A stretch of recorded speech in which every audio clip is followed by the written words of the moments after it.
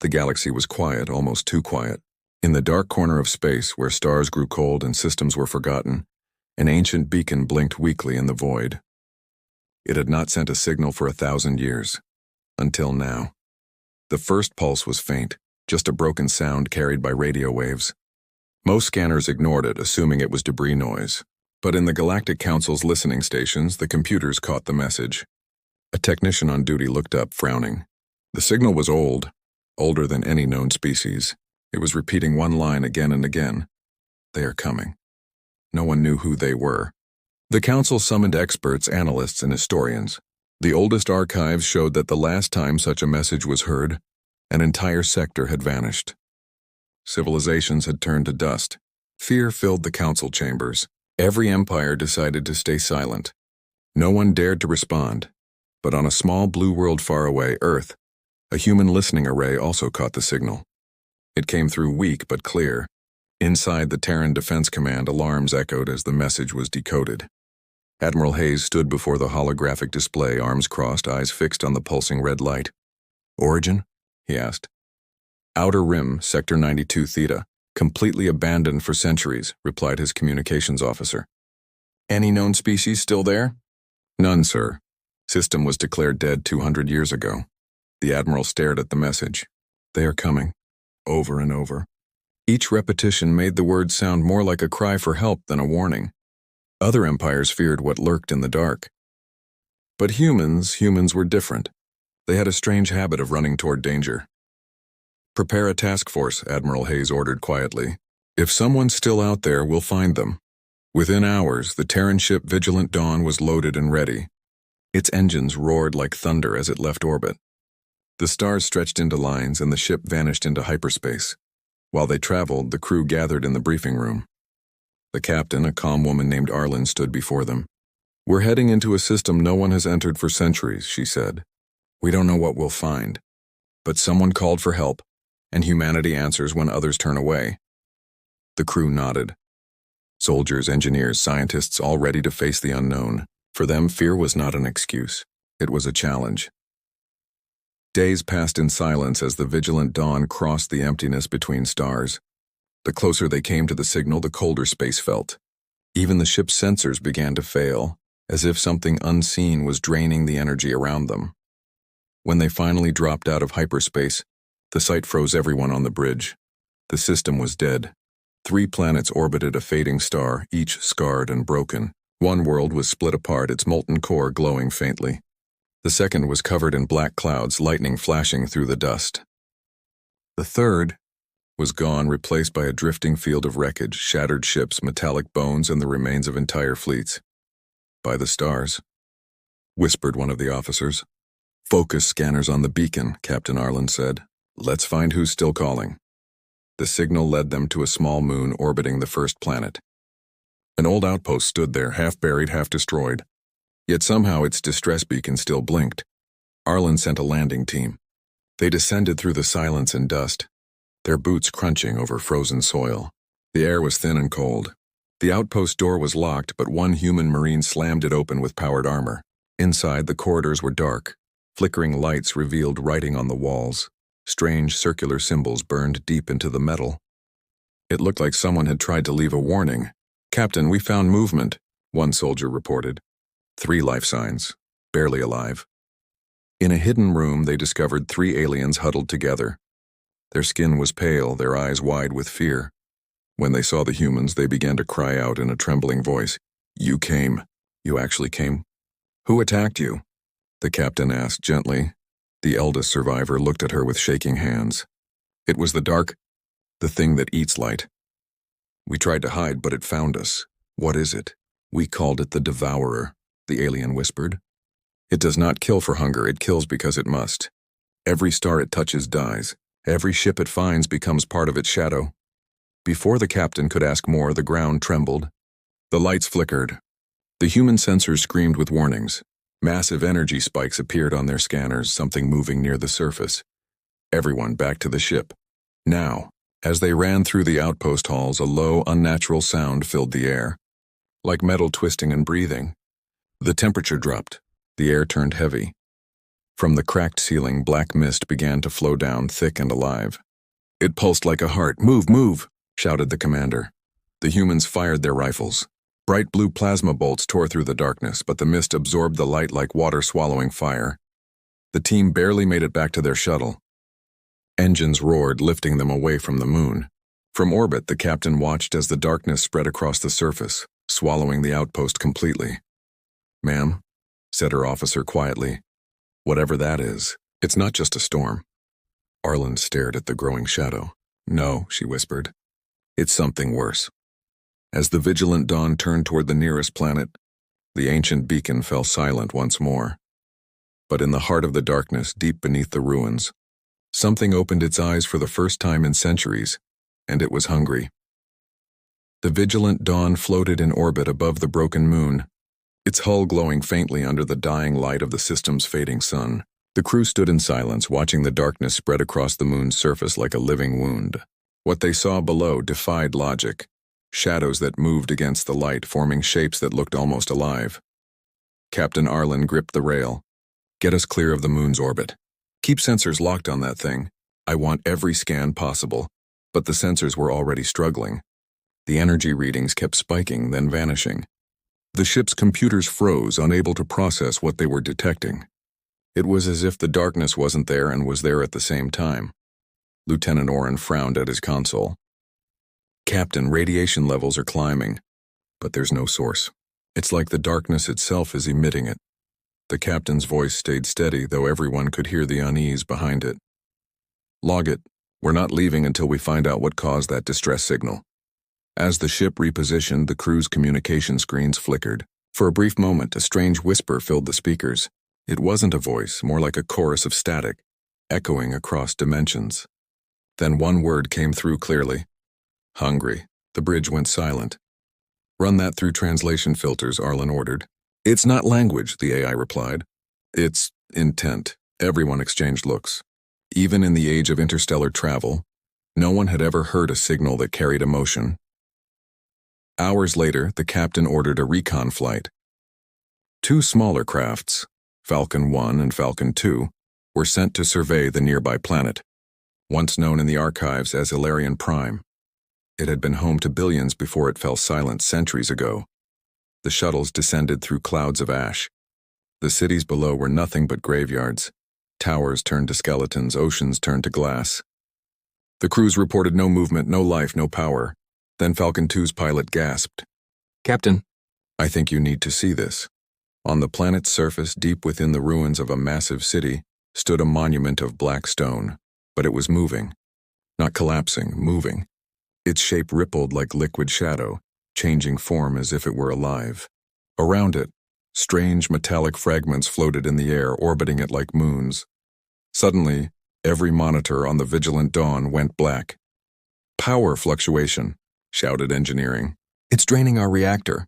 Lights dimmed across the ship. The AI's voice glitched. "Unknown interference.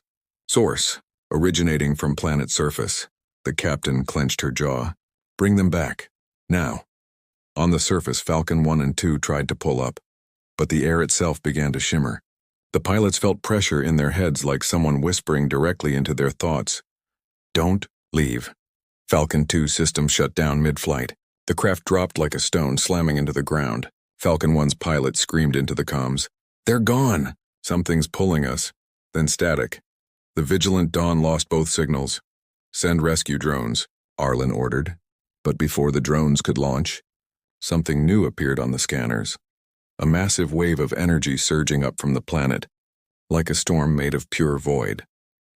The captain watched as the dark energy rose from the surface, spiraling like smoke, twisting in impossible directions. Then it began to reach toward them. Brace for impact. The shadow hit the ship like a tsunami of silence. Lights went out, systems screamed. Every crew member felt it. A cold pressure in their chests, a deep whisper in their minds. "You came." Again, the ship's hull groaned as gravity itself warped. Weapons Officer Leon slammed his fist on the control panel. "Firing countercharge!" A blast of ion light burst from the ship, tearing through the dark mass. For a second, the stars reappeared, and in that moment they saw it. It wasn't a ship. It wasn't a creature. It was something in between. a colossal form made of shifting black metal and smoke, its surface lined with glowing red veins that pulsed like a beating heart. It stretched across kilometers, silent and graceful, like a god made of nightmares. The crew stared frozen. "What is that?" whispered Oren. The AI managed to speak again, voice flickering. "Cross-referencing? No known biological or mechanical pattern. It appears older than recorded history."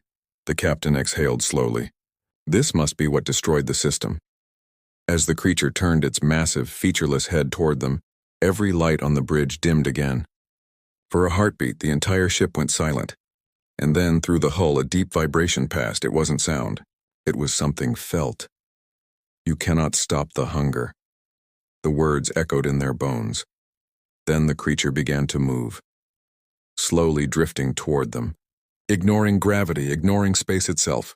"Engage the drive," the captain ordered. "Now!" Engines roared to life, but the ship didn't move. The creature had wrapped them in a field of dark energy, freezing them mid-space. One of the survivors from the moon, still weak in the medbay, woke up screaming. "It found us again. It found the light!" On the bridge, alarms blared. "Systems overloaded." The power core began to melt.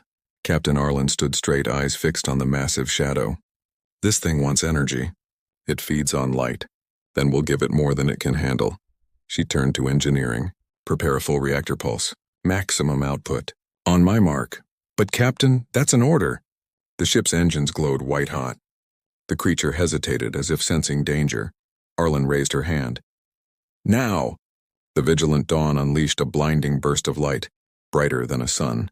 The creature screamed, its form flickering and twisting. For the first time, it retreated, recoiling back toward the planet. As the bridge filled with smoke and alarms, the captain steadied herself. "We heard it," she whispered. For the first time, something heard it. The crew looked out the window. The system was silent again, but deep below, the planet's surface glowed red, as if the creature was reforming, and everyone knew. This wasn't the end. It was only the beginning. Silence filled the vigilant dawn, broken only by the faint hum of backup systems. Smoke drifted through the corridors, and the crew moved in the dim red glow of emergency lights. The ship had survived, but barely. Captain Arlen stood on the bridge, her face pale under the flickering panels. "Status report," she said quietly. "Reactor stable. For now." Oren replied, sweat dripping down his face. "Main drive offline.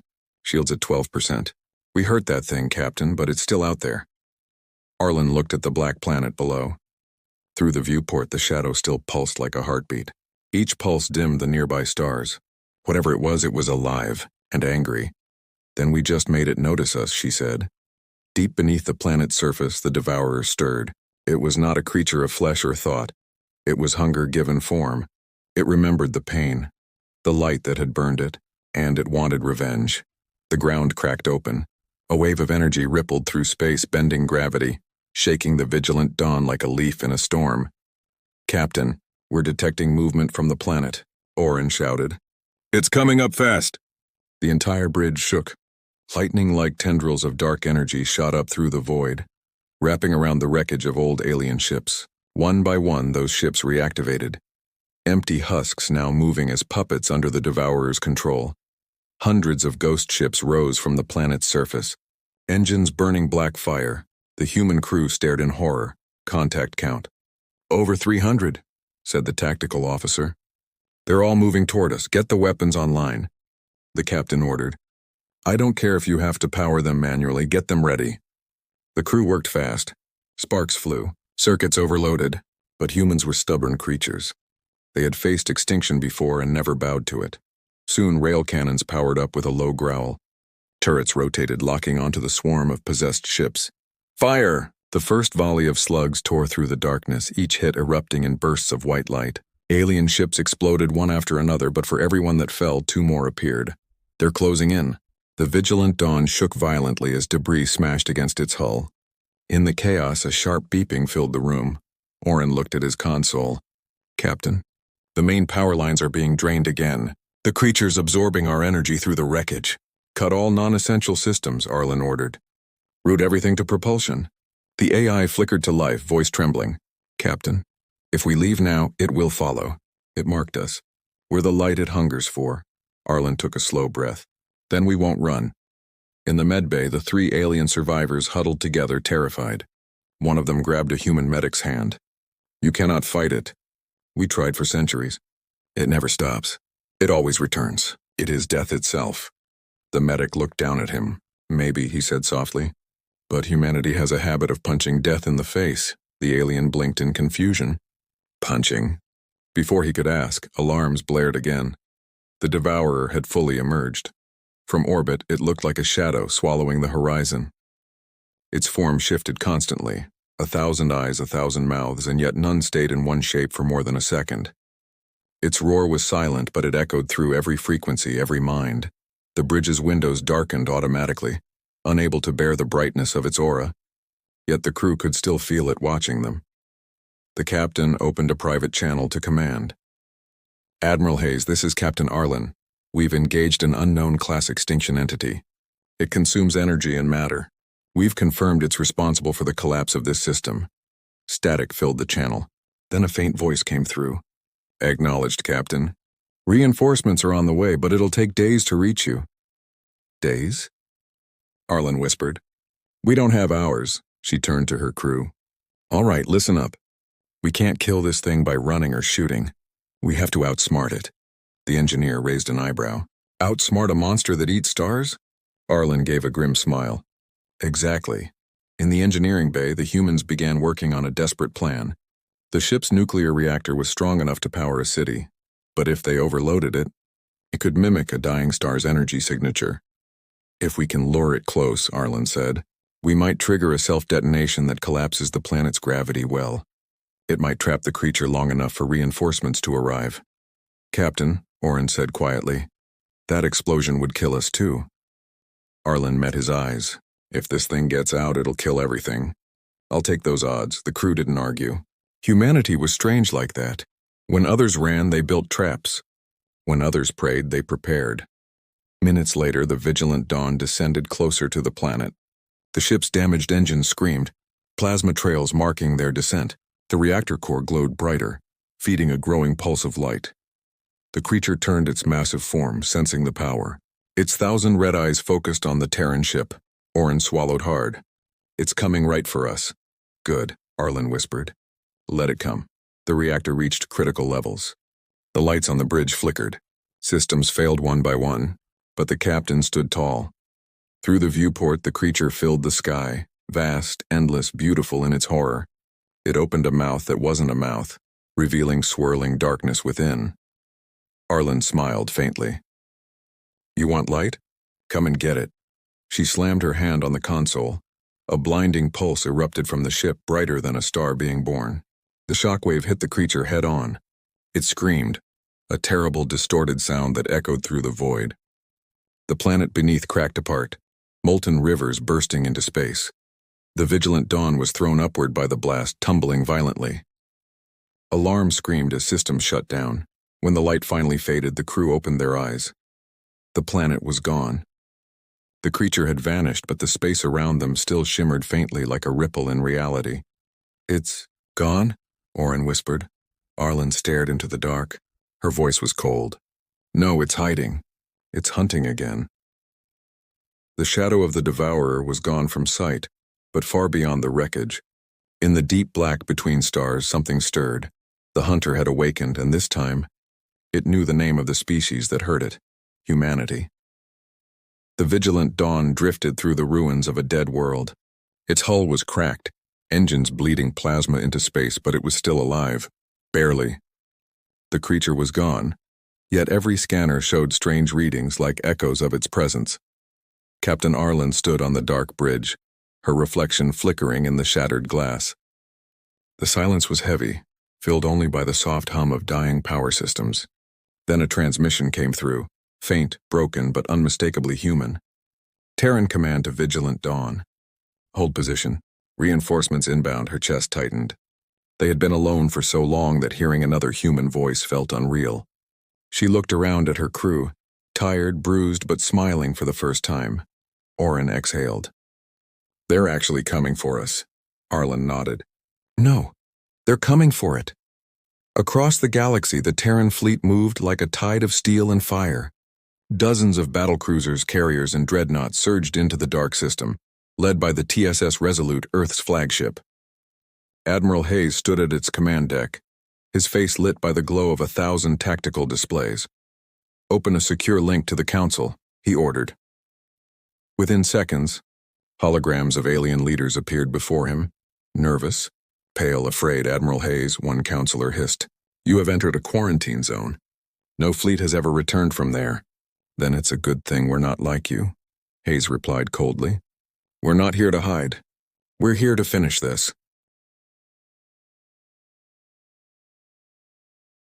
When the fleet reached the dead system, they found the vigilant Dawn surrounded by debris and faint energy storms. The ship looked like a ghost, but its signal still blinked. The Resolute's comms officer turned. "Sir, they're alive. Bring them aboard," Hayes said. Moments later, Arlen and her crew stood on the flagship's deck. Hayes approached her, eyes hard but proud. "You face something no one's ever survived. I need everything you know about it." Arlen handed over the data crystal. "We hit it with a full reactor pulse. It hurt it. But it didn't die. It adapts. It learns." Hayes studied the readings. "So it's intelligent." "It's worse," Arlen said softly. "It remembers." The fleet's scientists and strategists worked for hours analyzing the creature's energy pattern. They discovered a terrifying truth. The Devourer wasn't just consuming energy. It was absorbing information, memories, and even the physical matter of what it destroyed. Every star it ate made it stronger, smarter. One scientist whispered, "It's not a monster. It's a weapon. Something built it." The room went still. If someone created this thing, then somewhere in the galaxy there might be more. Hayes stared at the display. "Then this one dies here. Now." He turned to his officers. "Begin Operation Eclipse." The Terran fleet moved into formation. Around the dying sun, ships deployed fusion torpedoes and gravity anchors, setting a trap inside the system's heart. They were going to use the sun itself as a weapon, collapsing it into a singularity that could crush the Devourer. But as the operation began, the lights across the fleet flickered. Shadows crawled across the hulls. "It's here," whispered one of the technicians. Every monitor turned black. Then a voice echoed through every speaker, deep and endless. "You burn bright, but you all fade." The Devourer had returned. It emerged from the void like a storm of nightmares, vast, silent, beautiful in its horror. It stretched across half the starfield, its body bending starlight around it. The fleet opened fire. Thousands of plasma cannons and railguns roared in unison. Explosions lit up the void, but the creature kept advancing, absorbing the energy, growing brighter and larger. "Admiral," a voice shouted. "It's feeding on our attacks." Hayes slammed his fist against the console. "Then stop feeding it. Switch to kinetic weapons only. Use old-world slugs. No energy." Hundreds of rail cannons fired solid tungsten rounds at near-light speed. The impact tore chunks of shadow from the monster's form. It screamed, ripples of distortion spreading through space. On the bridge, Arlen watched the battle unfold. "It's too strong," she said. "Even the fleet can't kill it outright." Hayes didn't look away from the window. "We don't have to kill it. We just have to bury it," he pointed to the tactical display. "Once it reaches the sun, detonate the fusion cores. Collapse the star." "But that'll destroy the entire system," Oren protested. Hayes turned to him, eyes burning. "Then it dies with us." The humans went silent, not in fear but in understanding. Minutes later, the creature lunged toward the star, drawn by its power. The Terran ships broke formation, surrounding it like wolves circling a titan. The star began to collapse under the strain of the bombs planted deep within. Light warped. Space trembled. Hayes gave the final order. "All ships brace for gravitational lock." This is it. The last transmission from the fleet echoed through the galaxy.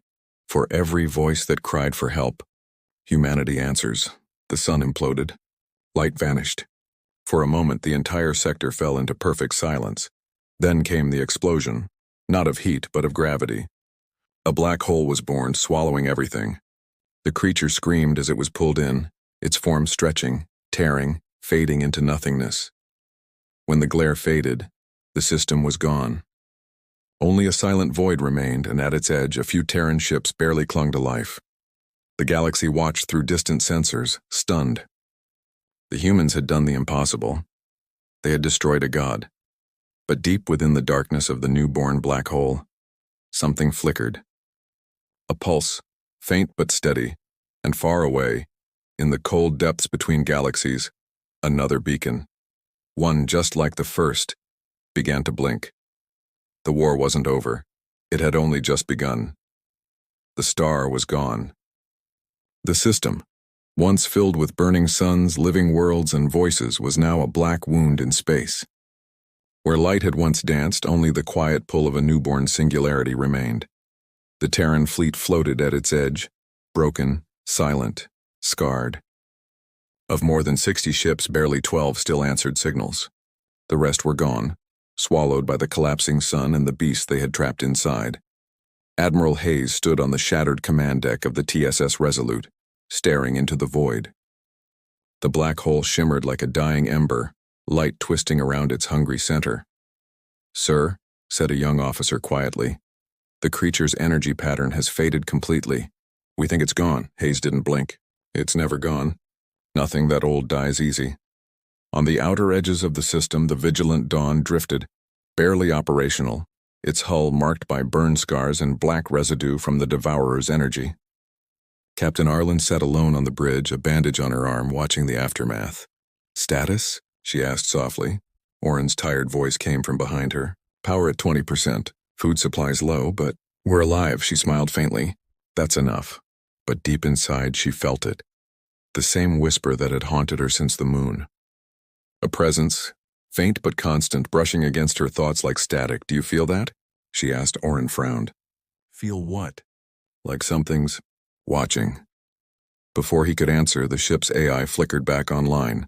"Captain, long-range sensors are detecting new activity." "Where?" "Not here. Beyond the galactic rim. 17 signals, identical to the original distress call." The bridge went silent. Oren's hands trembled. 17? Arlen's breath caught. So this wasn't the only one. Back on the Resolute, data from the Vigilant Dawn flashed across the Admiral's screen. 17 new signals, each from systems thousands of light years apart. Every message carried the same line. "They are coming." The Council holograms appeared again. Voices panicked.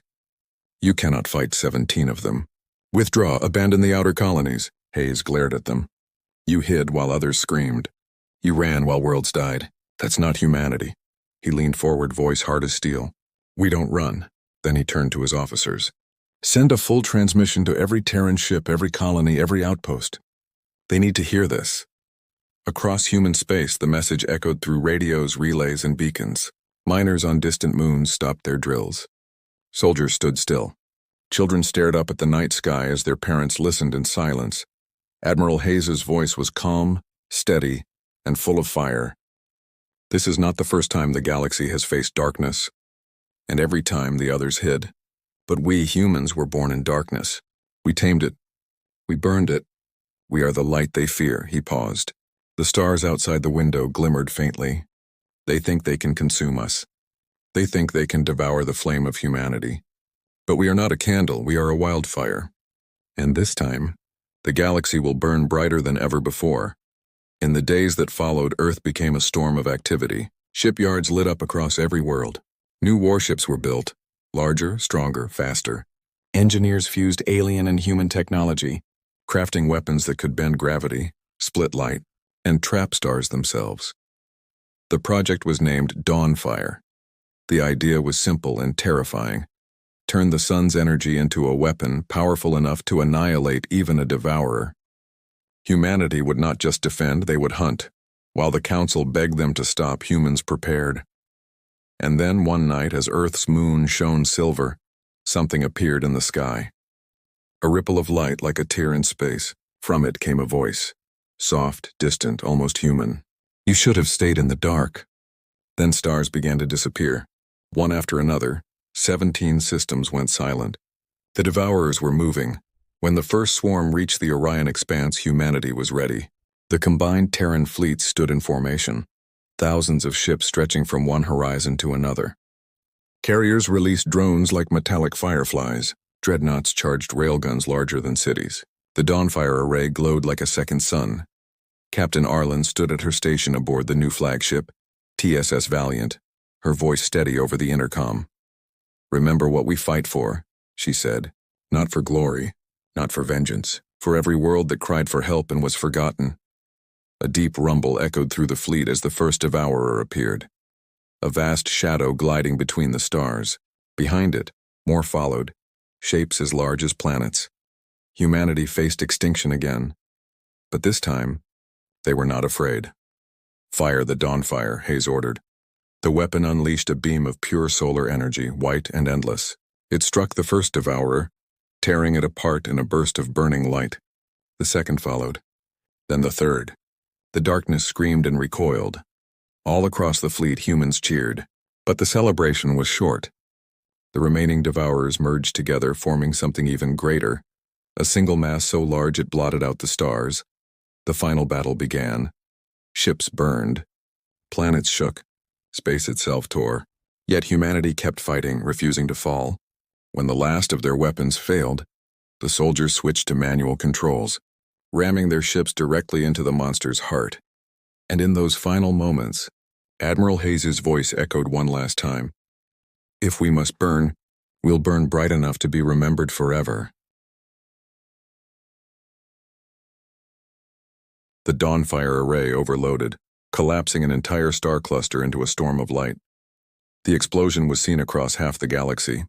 For days, the sky itself glowed. When it faded, the devourers were gone. So were the humans who fought them.